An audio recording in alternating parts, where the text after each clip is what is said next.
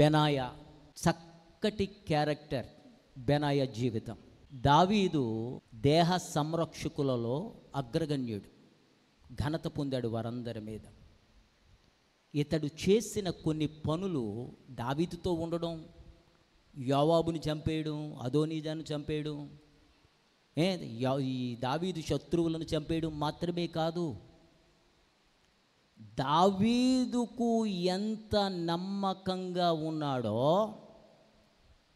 తన కుమారుడైన సొలొమోను యొక్క రాజరికానికి వచ్చినప్పుడు కూడా సొలొమోనుకు అదే విధమైన నిబద్ధత, కమిట్మెంట్, సొలొమోను రాజునకు అదే విధమైన నమ్మకత్వం, లాయల్టీ చూపించాడు.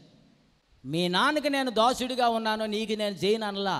మీ నాన్నకు నేను ఎలాగున యథార్థవంతుడనైన దాసునిగా నేనున్నాను, నమ్మకమైన పనివానిగా నీకు కూడా ఉంటానని ఆయన సొలొమోనుకు దాసుడిగా ఉన్నాడు. అది కూడా దావీదు యొక్క ప్రేరణ వలన.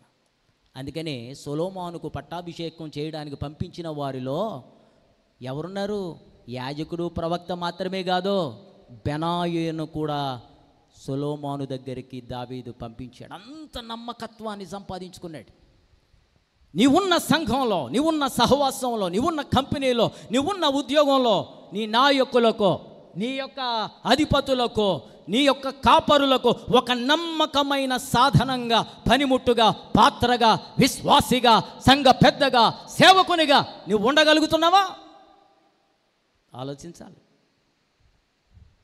దావీదుతో ప్రారంభమైన ఇతని యొక్క విశ్వాస యాత్ర సొలొమోను వరకు సాగింది. దావీదు దగ్గర 30 మందికి అధిపతి అయితే సొలొమోను దగ్గరకు వచ్చేసరికి సొలొమోను తన సైన్యమంతటి మీద అధిపతిగా బెనాయాను పెట్టాడు. ఎందుకో తెలుసా? అతని క్యారెక్టర్ అలాంటిది. ఊరికనే హెచ్చించుకుంటే మనకి హెచ్చు వచ్చేదో. ఘనత అనేది, అభివృద్ధి అనేది, ఇంక్రీజ్ అనేది దేవుని చేత ఇవ్వబడాలి. దేవుని చేత ఇవ్వబడాలి. అది ఇవ్వబడకపోతే మధ్యలోనే పోతుంది. మధ్యలో వచ్చింది మధ్యలోనే పోతుంది. ఎలా వచ్చిందో అలాగనే పోతుంది.